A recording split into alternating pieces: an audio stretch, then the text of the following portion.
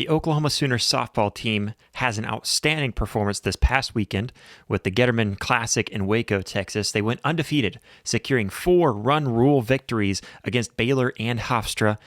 They improved their entire season record to 10-0 in their first 2 weekends. We're going to talk about it all and so much more here on the Sooner Spotlight.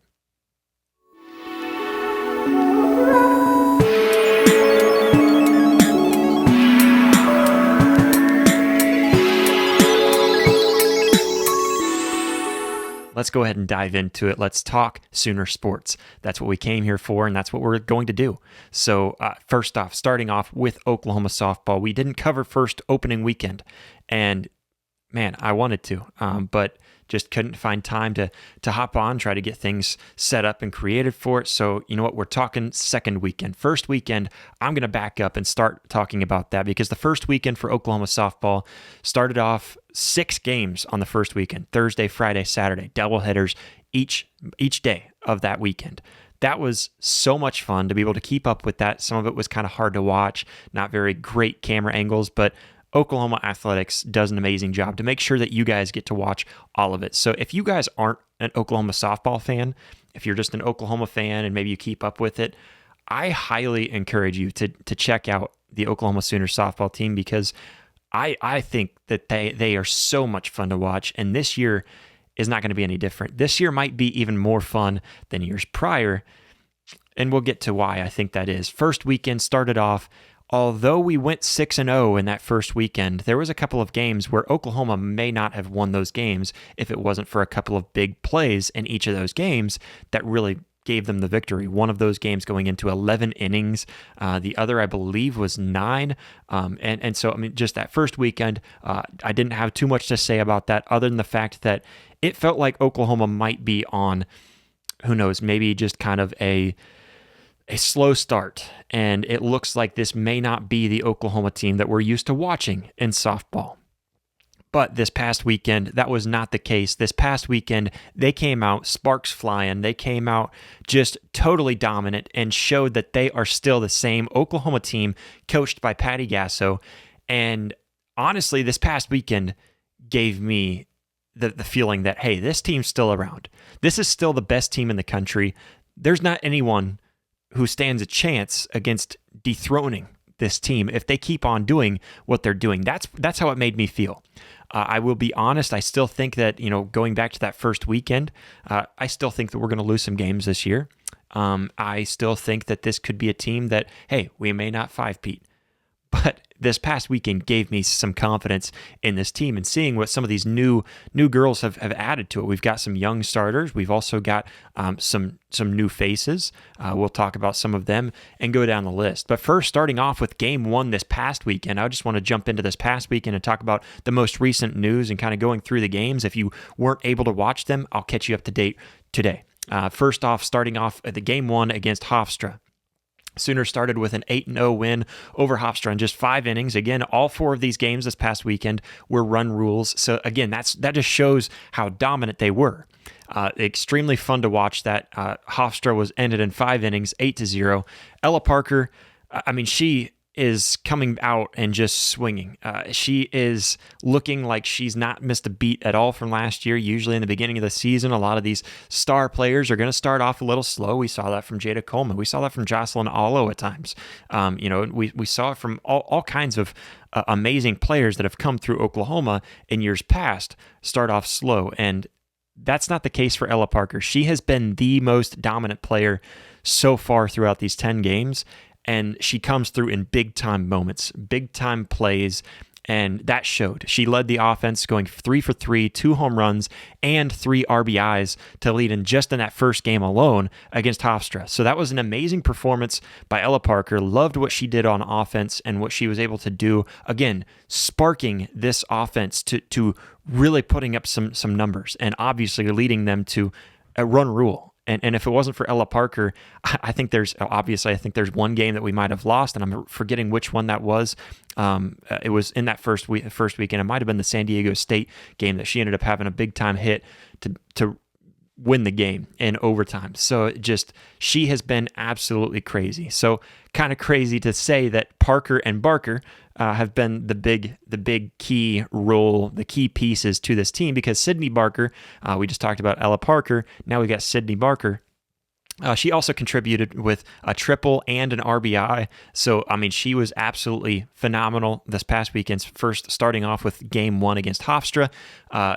Big time game for her. She's got to be extremely proud of that kind of performance. And again, being in the second weekend, you're in your first 10 games. You've got to, especially after that first weekend, you've got to find a rhythm. You've got to get a way to get your team going. That first weekend was a slow start, and you don't want that for the team that's trying to five-peat.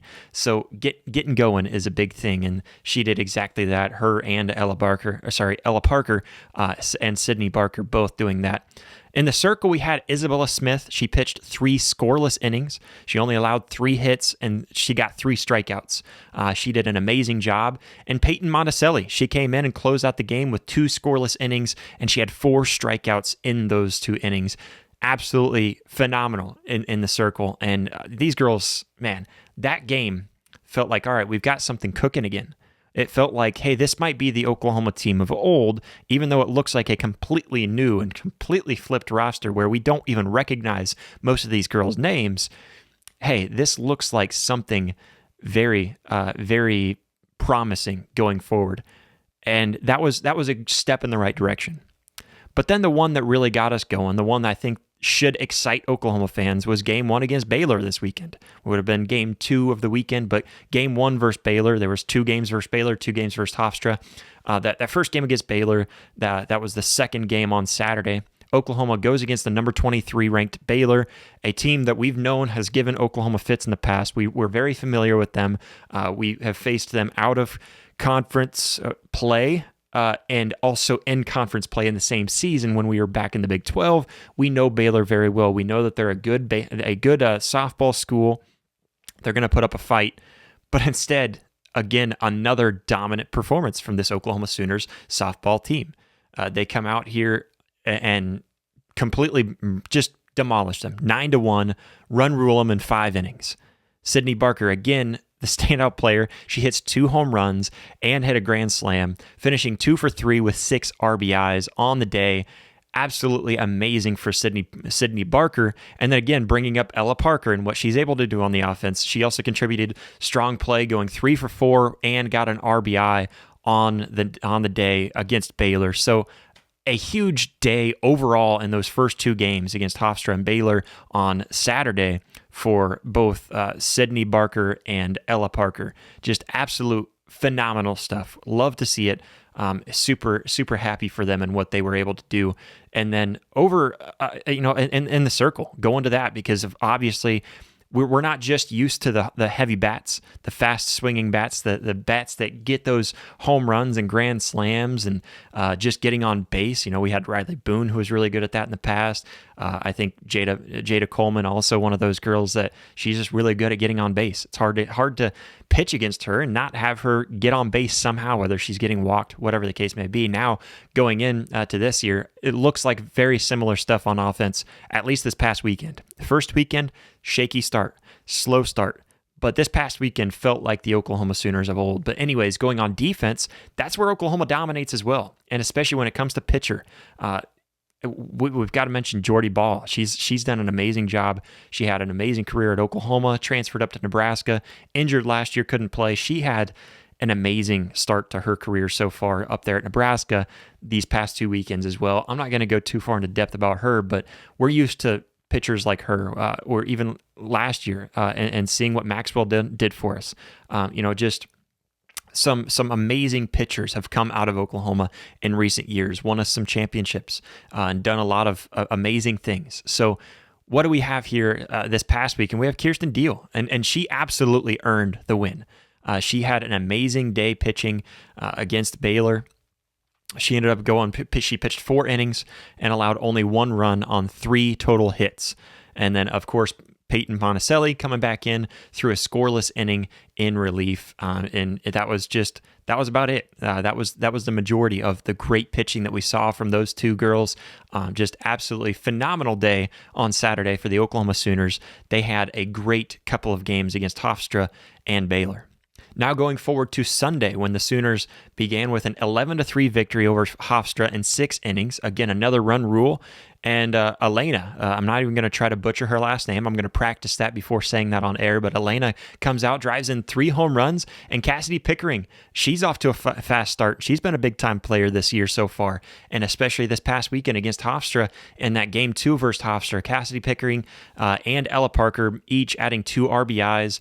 Peyton Monticelli started and pitched barely into the 4th inning. She didn't do bad at all. She had a very good day pitching, not taking anything away from her. She only allowed 3 runs and 1 earned, but she only allowed 3 hits. And so it's not that she was allowing much, but when she did, it was just really big for Hofstra. So there had to be a change there. Ended up making the change whenever things were slowing down for her, and that's okay. That's what you need, and that's what Oklahoma is very good at. I think our pitching coaches are very good at making sure that, hey, if you're not feeling it in there, we're going to get you switched out. If we see something that doesn't feel like it's sitting well, or we're not getting the pitches that we need, we're going to switch it out, and that's okay. And if you're the 4th or 5th string pitcher, you might get your hands on that ball. You might get in there into the circle just because we're going to rely on all of our pitchers. Isabella Smith comes in and finishes the game with a 2.2 innings with scoreless innings at that, and she got 4 strikeouts. So absolutely amazing finish for Isabella Smith. She was another big-time player this past weekend. And going on to the 4th and final game of the weekend against Baylor, Game 2 versus Baylor this weekend. The final game, Sunday, Oklahoma ends up winning 8-0 in 5 innings. So just an absolutely dominant performance. Oklahoma comes out and wins by 8 again, but not allowing a single run. And a huge part of that was because of the transfer, Sam Landry, Sr. She threw a perfect game, an absolutely outstanding performance. And quite honestly, that game, I want to talk more about her in just a second, in that game specifically from Sam Landry. She had a pretty good start. I thought she had some really promising things first weekend, but I just didn't see what I really expected from her in the first weekend. She ended up having a phenomenal game against Baylor in Game 2 versus Baylor, Game 4 of the weekend. And she threw a perfect game, striking out 8 and retiring all 15 batters that she faced on 56 pitches. Just, man, again, absolutely crazy. Going over to the offense, I know usually I've been starting with the offense and moving over to the defense. This time I'm going to turn it around because I started on the defense because of Sam Landry's outstanding performance in the mound. And offensively, Elena, she hits a 3-run home run. Absolutely crazy stuff there. And then Sydney Barker with a 2 RBI double. Just young girls stepping up and doing what they've got to do. That's what we love to see for the Oklahoma Sooners. And the fact that this new roster is able to turn this around from losing so much last season, so much of the production, it's gone. It's not the same team that we saw from last year. And honestly, I think this past weekend makes me feel very optimistic going forward for the rest of the season. This past weekend, all 4 games, absolutely dominant, winning by a total of 36-4 across all 4 games, improving to 10-0, and the Oklahoma Sooners should be bumping up to the number 2 spot because Florida did lose a game. I don't understand how you don't put this team in at number 1 until somebody proves that they're better. I think it's ridiculous that Oklahoma would not be number 1 all the time just because they are the dominant force in college softball. There is nobody better than Oklahoma, and that's without there is no debate. You can try to argue that all you want, but Oklahoma is the best softball school currently, the best softball team currently, and that doesn't change until somebody beats them. I just don't understand the polls, don't understand how you can create it any other way. They had the best transfer class, they had the best recruiting class, and now starting off to a 10-0 dominant start. Absolutely love to see it for the Sooners, and we're going to see them in the postseason for sure. If they can get the 5-peat or not, I don't know. I think it's too soon, but I do think that what we saw this past weekend proved that this is still a very good and very dominant Oklahoma team. Now, there's some other teams that have been very dominant. The SEC is going to be extremely difficult to get through this season, and I don't think any much more difficult than it was in the Big 12. I think the Big 12 has some very good teams with Oklahoma State. I think even Texas Tech, Baylor, who we just played this past weekend, Texas, who now is on our schedule for the SEC as well. But overall, I think going through the SEC, I think it's going to be difficult, and it's definitely going to be a long season with big roadblocks in the way. As of whether we can get through those roadblocks or not, I think we're going to get a couple of losses, but I really don't think, after what I saw this weekend, if that keeps up, there was so much movement in that first week. There were so many shifts and so many different lineups that I think Patty Gasso has something figured out, because this past weekend you went against better opponents with Hofstra and Baylor, both better opponents than what you faced in that first weekend against, I know there was San Diego State. I'm drawing a blank on who else we faced in that first weekend, but with everything that you had that first weekend, I don't think there was anyone as good as maybe a Baylor or Hofstra. So, I mean, looking at what they were this past weekend, I've got very high hopes. Anyways, this past weekend, overall takeaways, again, outscoring Baylor and Hofstra 36-4 across 4 games, absolutely phenomenal, showcasing dominant performances at the plate and in the circle. We have girls like Ella Parker and Sydney Barker, extremely impressive offensively. You go to Ella Parker and what she's doing right now in this first 10 games, she is looking absolutely phenomenal. And there's some comparisons that I think you could make between her and Jocelyn Alo, very similar build. They just have such power behind the bat.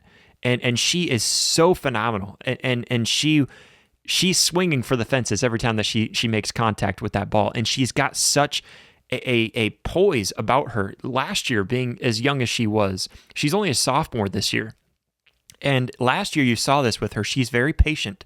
She's willing to wait for the pitch that she knows she can hit. She's willing to wait for the pitch that's going to be a bomb. Right now she's batting a .688 batting average. I mean, just phenomenal.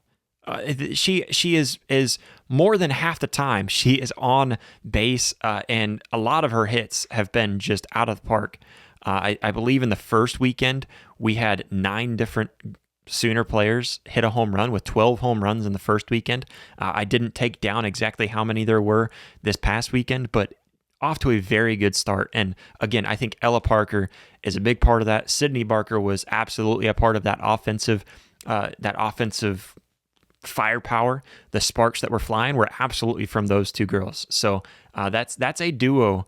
Maybe we'll call them PB and J, peanut butter and jelly. I don't know. We'll come up with something, because it's Parker and Barker.